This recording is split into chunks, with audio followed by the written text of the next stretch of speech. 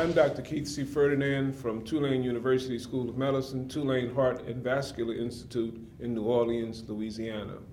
Hi, I'm JoAnn Lindenfeld. I'm a professor of medicine and heart failure cardiologist at Vanderbilt University. Hi, I'm Alanna A. I'm a heart failure cardiologist at Emory University in Atlanta, Georgia.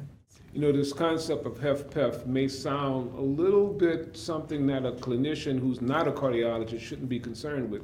The opposite is true. Many of your patients, almost half, especially if you're treating a lot of older patients with diabetes, African Americans with hypertension, have HFpEF. So these are things that we all need to discuss, whether we're a cardiologist, an internist, a nurse practitioner, clinical pharmacist, PA. Everyone should pay more attention to HFpEF. I learned a lot in that session. And one thing that I learned, it's really hard to make the diagnoses in all cases. So how do we make the diagnosis? The most accurate way to make the diagnosis is something that we don't want to do for most patients, which is invasive hemodynamics, assessing the wedge pressure at rest and with exercise. But we don't need to do that for most patients. And more recently, Dr. Barry Borlaug and his group at the Mayo Clinic have described a risk score that gives you the likelihood of heart failure with preserved EF. Similar to like a CHADS type score? Very similar to the CHADS score, the CHADS VASC score. And so that score is a 9-point score and summarizes age, body weight greater than 30, the BMI greater than 30, the presence of atrial fibrillation, and several other factors, all of which you add up to the score. And then there is a graph that shows you, for instance, if you have 4 points on this score, you're 70 to 80% probability of having preserved EF. That's pretty good. It's pretty good, and I think one of the important points that came out of that, we didn't have to see natriuretic peptides in there. We know that as your weight increases, your natriuretic peptide levels go down. We often use those for heart failure, but that is not included in that score. And I think the other really interesting thing about the score is that you have atrial fibrillation, and that's 3 points all by itself, just atrial fibrillation. So really important feature of heart failure with preserved EF. Dr. Morris, I know you see a lot of patients with HFpEF in Atlanta. What do you do to make the diagnosis? Well, again, I agree with Dr. Lindenfeld. It's a clinical diagnosis. And I think if I can't attribute the dyspnea, which is the primary symptom, to another cause, then I certainly start thinking about the diagnosis of HFpEF. I think the other thing that's really important is to try to establish either clinically or another way the presence of elevated filling pressures. So in a heart failure clinic, if you're very good at assessing the JBD or assessing edema in other places, that for me sort of clinches the diagnosis, the presence of elevated filling pressures, in addition to clinical signs and symptoms of heart failure, and certainly any echo parameters that are suggestive of advanced diastolic dysfunction, elevated filling pressures. So we really want to emphasize that entire clinical syndrome picture in order to make the diagnosis. Now, one of the things that we tried to look at in our particular session was treatment, and we really don't have any evidence-based outcomes, hard outcomes, for any particular group of medicines, but the guidelines do suggest diuretics for patients who are symptomatic. They do suggest diuretics. Most of these patients have congestion, and they strongly suggest diuretics, although we have, of course, no randomized controlled trials, but they strongly suggest, and I think all of us would think that would be a reasonable recommendation, to decongest the patient, to get rid of the extra fluid and the shortness of breath with diuretics to start. Yeah, now to control hypertension, we know that chlorothalidone is underutilized, but it does have outcomes and it does show a benefit in reducing heart failure. We think reducing new onset HFpEF, although those studies were older studies and weren't as rigorously done for the evaluation of HFpEF. But it appears that chlorothalidone is good. And there's another diuretic called indapamide, which is probably more available in some insurance plans as an alternative. Short-acting furosemide is not going to cut it, huh? No, I find in my own clinical practice that I use more and more of long-acting torsemide, which you spoke about in your lecture, because again, that longer half-life as well as the increased bioavailability compared to furosemide really does often make a difference for patients in terms of being able to control the congestion. Dr. Lindenfeld, what do you think about the diuretic story? Well, I think some of these patients will only take a thiazide-type diuretic. If you can get away with that, that's terrific. And so if they just have a very modest amount of edema, I sometimes start with that because, especially if their blood pressure's up a little bit, and then give it a week. If they're severely fluid overloaded, then they're going to need a loop diuretic like torsemide or Lasix. But the torsemide does seem to be more bioavailable and pretty much reasonably priced nowadays. Good.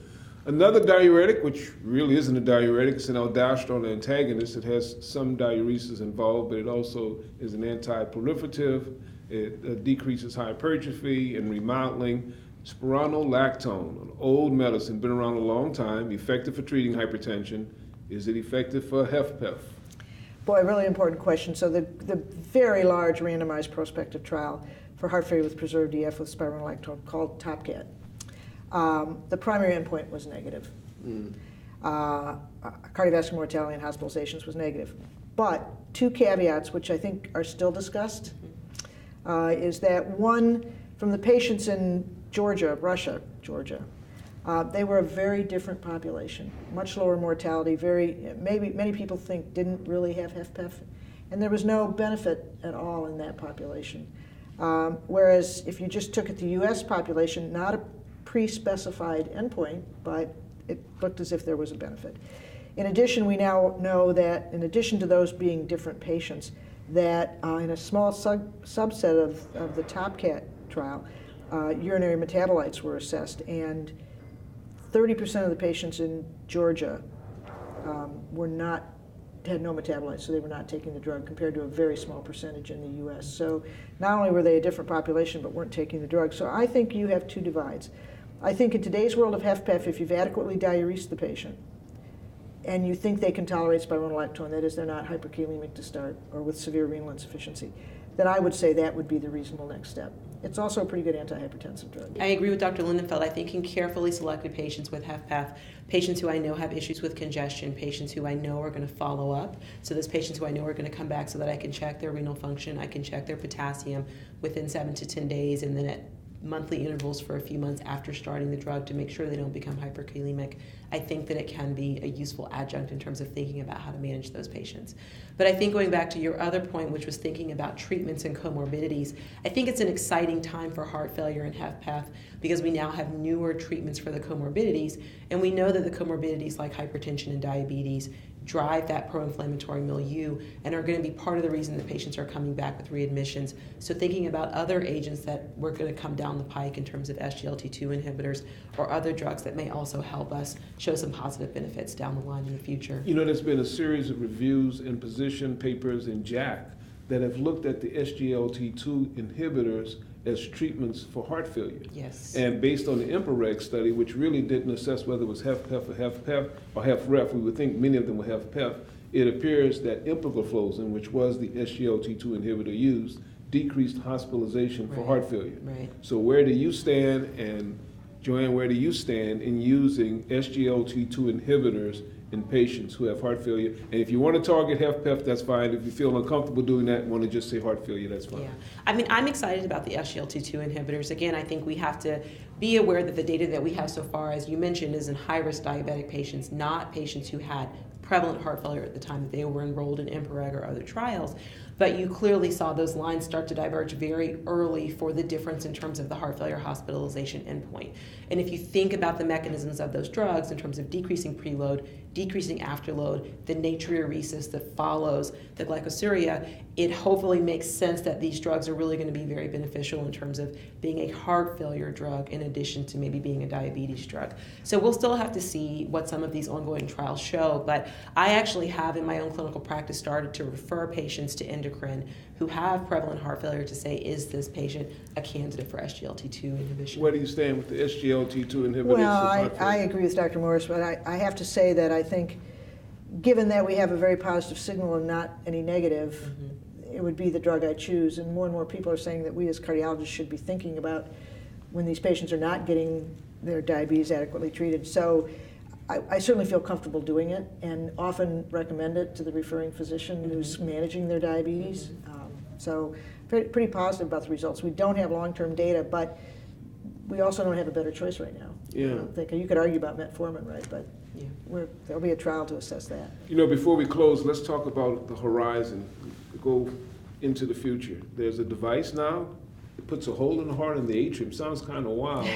I think you addressed that. I mentioned it briefly, but you probably know a little bit more about it than I do. Yeah, so I think we think about the LAB-HF trial, which is coming out of Sanjeev Shah's group and others who are participating in this study.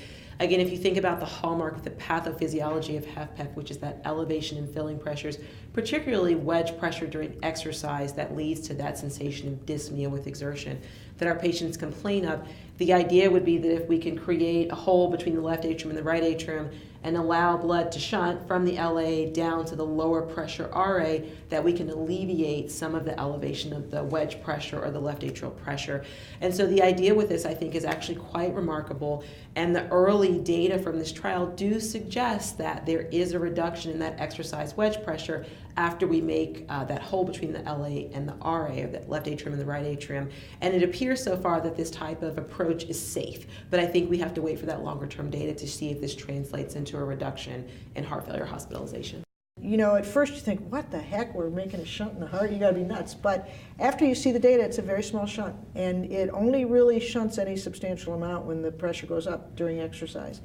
And even the long-term data looks promising. So I think we have to see the trials, but there are ongoing trials, and I'm excited. I think Dr. Morris also mentioned the use of the CardioMEMS device that is now approved to reduce class 3 heart failure, but not class 3, no definition of ejection fraction, so it can be reduced or preserved EF, and the signal for reducing heart failure hospitalizations and improving quality of life, especially reducing hospitalizations, was very high in preserved EF. So I think for the non-cardiologists, explain what the CardioMEMS is. device is a small monitor. It looks a little bit like a paperclip that you put in invasively into the distal pulmonary artery. It's actually quite safe. There have been a few dislodgements, but very few, and it monitors pulmonary artery pressure so you can directly assess all the time. The patient lies down on a pad once a day, transmits their pulmonary pressure. There's no battery involved, and there's no wire that goes up, that's connected to anything. It just sits out in the pulmonary artery, and it measures by this very ingenious technique, directly measures and very well measures pulmonary artery pressures. So you can see if your patient's pulmonary artery pressures are elevated, and in those studies, measuring those, and then it requires a strategy of bringing them down with generally diuretics, but also vasodilators, resulted in a fairly large reduction in heart failure hospitalizations. There's now an ongoing trial with the same device to determine if it also improves mortality. But it's incredibly useful in clinical practice where we can see that there's been an elevation in the PA diastolic pressure and call the patient and ask them, hey, how are you feeling? And often they'll say, yes, I have been feeling more short of breath over the last couple days, so that we can adjust diuretics and or vasodilator therapy over the phone. And so there have been patients in clinical practice who I've seen have really dramatic improvements in their overall symptom burden and their quality of life in terms of reducing heart failure hospitalizations with this device. I think we had a great session. I learned a lot, and I thank our chair, Dr. Lindenfeld, for bringing some of this new information, and Dr. Morris for her contributions.